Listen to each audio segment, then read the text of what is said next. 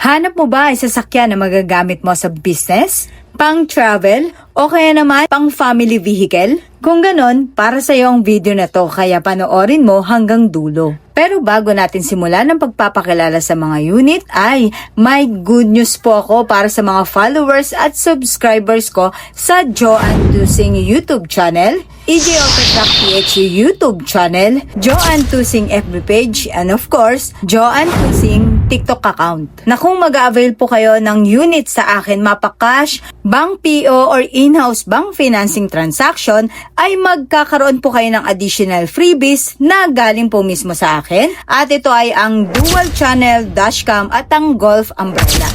And of course, bukod dyan ay matatanggap nyo rin po ang standard freebies ng dealership. Sa mga interesado naman po mag-avail ng in-house bank financing promo namin, ay mag-inquire lamang po sa contact number na nandyan sa screen. Nang sa ganon ay matulungan at mag-guide ko po kayo sa inyong application upang ma-approve ito.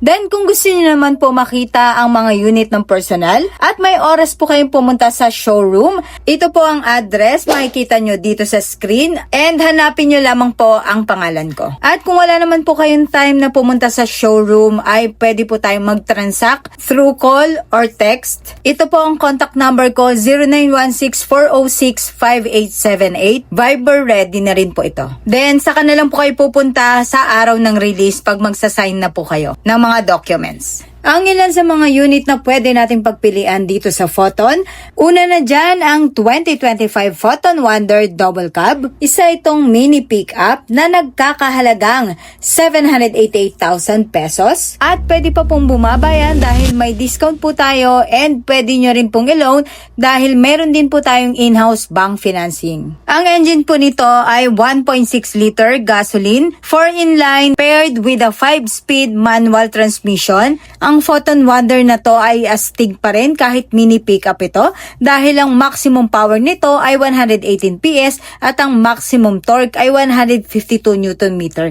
Kaya naman, powerful pa rin siya, guys. Pagdating sa drivetrain, ito ay rear-wheel drive. Ang tires naman ay 14-inch wheels wrapped in 175/75 series tires. At ang masasabi ko lang, siguradong bibilib ka rito kahit mini pickup ito dahil ang payload capacity nito ay 918 kilograms.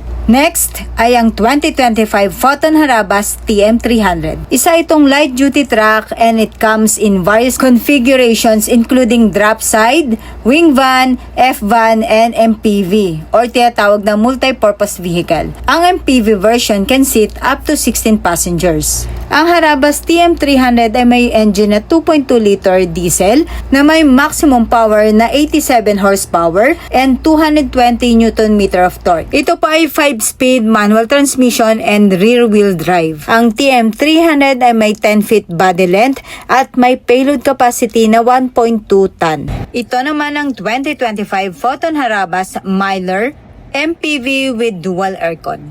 Ang iba pa pong variants ng Miler ay ang cabin chassis, drop side, F-van, wing van, and of course, ganitong MPV rin po pero single aircon. Ang engine nito ay 2.5 liter diesel, displacement 2,449cc na may 4 inline 16 valves. Ang transmission naman ay 5-speed manual. Pagdating naman sa max power, ito ay 129 horsepower at 3,000 RPM na may maximum torque na 320 Nm at 1,000 to 2,800 RPM. At talaga namang magagamit nyo po ito sa business nyo dahil ang payload capacity nito ay kayang-kaya hanggang 1,900 kilograms. Ito naman ang Photon Tunland V9 automatic transmission 4x4 hybrid.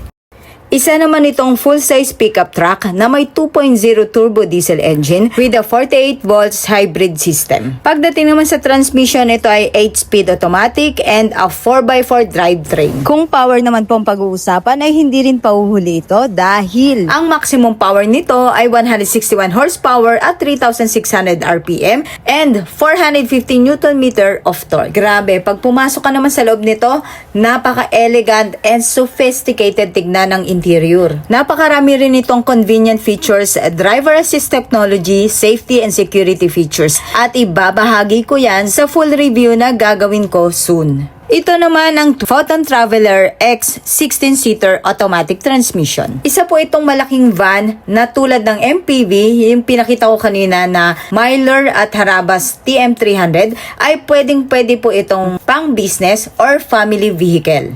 For example, pwede nyo pong iparent sa mga company outing. Pag pumasok ka naman po sa loob, maraming aircon vent, napakalapad at mataas ang headroom, kaya naman very comfortable po dito. May mga cup holder din po sa bawat seat, kaya naman very convenient. Ang engine po nito ay 2.0 liter diesel, displacement 1,968cc, 6-speed automatic transmission po ito at ang maximum power ay 135 horsepower na mayroong maximum torque na 330 Newton meter.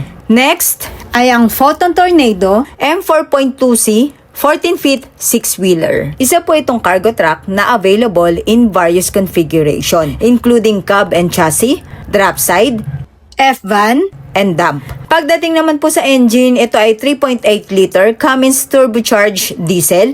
Euro 4 po ang emission and mayroon po itong maximum power na 154 horsepower and 500 Newton meter of torque. 6-speed manual transmission po ito at rear wheels po ang drivetrain. Then ang payload capacity naman ay 4,200 kilograms. So ayan na nga po, napakahaba na ng video natin. Medyo marami na rin po tayong napakilala sa inyo. Abangan nyo po lagi yung mga videos na i-upload ko. Kaya naman, mag-follow na kayo dito sa aking FB page at mga YouTube channel nang sa ganun ay ma-notify po kayo every time po na mag-upload ako ng mga bagong videos. Soon ay maglalabas po ako ng mga full reviews ng mga sasakyan na ito. Then, kung interesado po kayo sa mga unit na to, ay tawagan nyo lang po ako sa contact number na nandyan sa screen nang sa ganun ay matulungan ko po kayo at mag-guide ko kayo sa inyong application upang ma-approve po ito. So, that's all guys. Thank you for watching. My name is Joanne Tusing, your sales executive.